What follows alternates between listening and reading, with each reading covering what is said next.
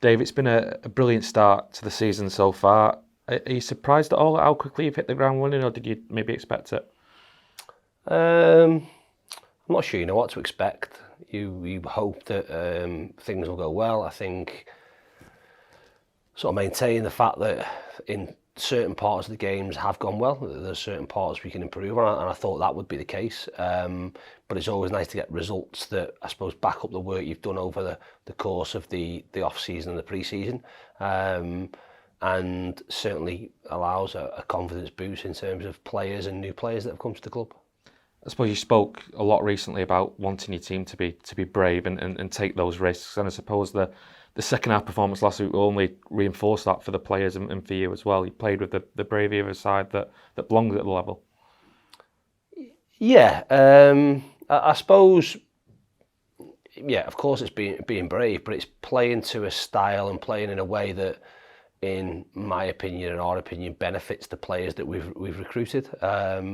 So we still want people to make the right decisions and good decisions, and if that decision is to play long, or if that decision is defenders to kick the ball out the ground, then that's the right decision. But play or make the right decision based on what you see. And I felt first off, too many of the decisions we made were safe decisions, when there were decisions that we could have made that would have got us more or made more benefit to us, and the things that we've worked on over the course of the pre-season. So that the aim of those things is to not just make sure it happens on a Monday to Friday out there. It's making sure the most important thing happens on a Saturday, and you can do it in an atmosphere that is a little bit intimidating at times, because again, it's easy to make mistakes out there when there's no one watching, and you're not going to get and all them sorts of things. You've got to be good enough and back your technique to do it when there are thousands and thousands of people there, and you can do it when the game may be tight, if you like, and that mistake or a mistake, if it doesn't go well, there could be a consequence to it. Otherwise, you're never gonna improve. You're never gonna challenge yourself. You're never gonna get better and allow yourself to move forward, whether that be individually within your career or collectively. So second half was much better, and it was almost a case of, once we'd done it once, to then become a belief, to go, oh yeah, you know what, I've got to back myself to be able to do it. I said to the lads at half time, it's pointless me backing them to do it, stood on the touchline, not being able to do it. If they can't back themselves, then they're going to be in trouble as they move forward. They've got to have like I said, the belief and the confidence that they can do it.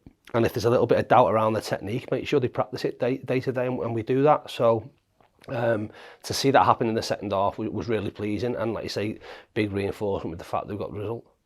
The two midfielders are obviously key to what you're trying to do in terms of coming deep, receiving the ball in tight areas, and that partnership already between Lewis Bate and Callum Camps in the middle has looked promising, hasn't it?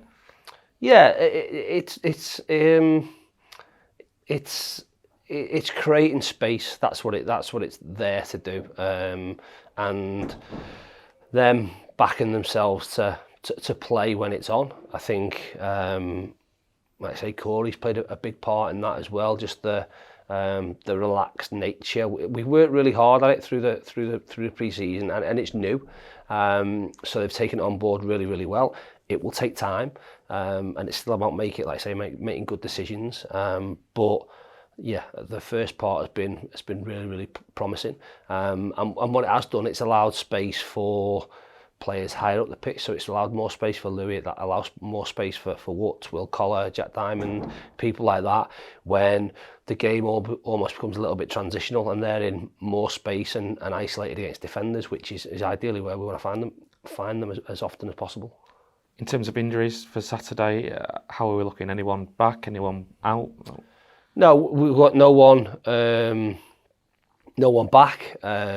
We've a few that are, again, touch and go, and we'll make late calls on whether we risk things or not risk things. As I say, we are going with the same group, which in itself brings challenges, because you are essentially finishing a game and wrapping people up in cotton wool as best as possible, and hoping you can sort of wheel them out in the next game, and we have to make judgment calls as to whether we think that risk is worth taking. We want to win the game, quite obviously, but I'm almost of a mindset now that says we need to get through the next 2 weeks, which then, with the Reading game being called off, allows us a week to start to get players back, and hopefully by the Crawley game on the 14th we should have a few more bodies back. The next week, in terms of the game tomorrow and the game against Mansfield next weekend,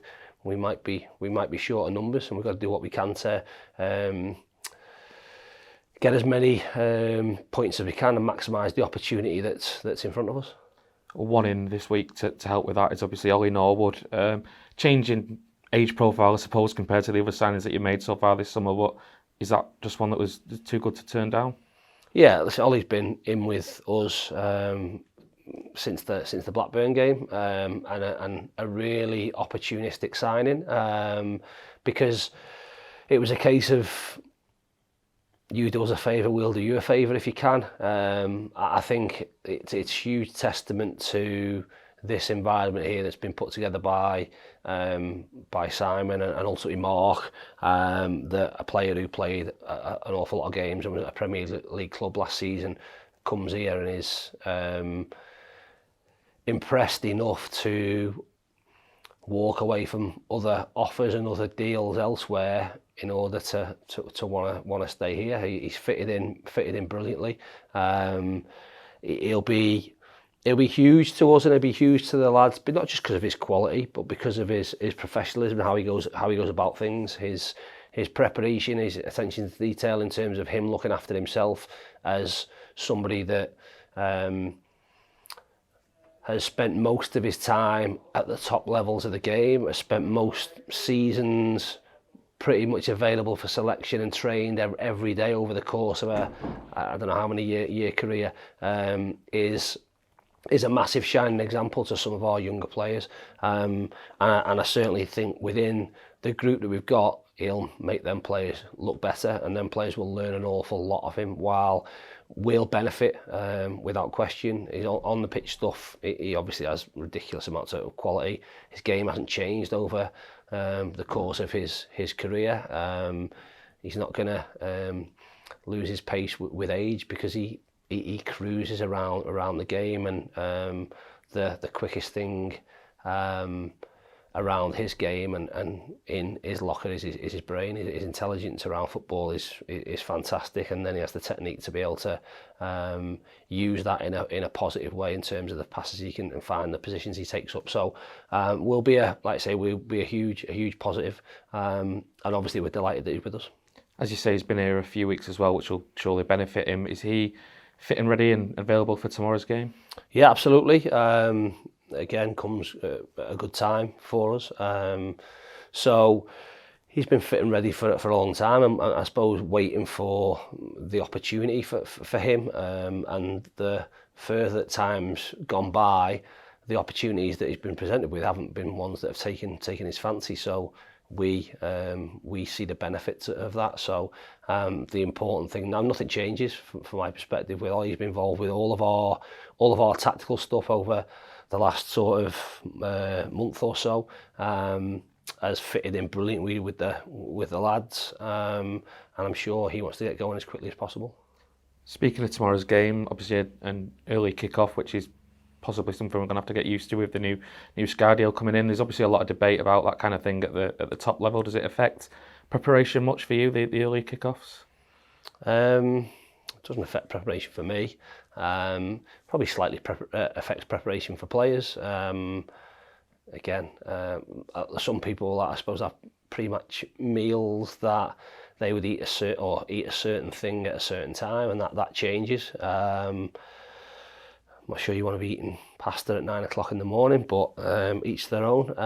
But listen, the kick-off time makes no difference from our perspective. It'll be a full house for us tomorrow. We've started the season really well, and we've got bigger issues, if you like, at the moment than whether we kick off at 12:30 or 3 o'clock. and we'll, like I say, we'll look forward to the game. Great that it's on the TV, gives us an opportunity for other people to, or different audience to see us. But it's another game. It's a game at home. Two undefeated teams, two teams that over the course of the off season have recruited in a similar way in terms of investing money in younger profile of players with the potential to improve. So I expect a really good game. I expect a high intensity game.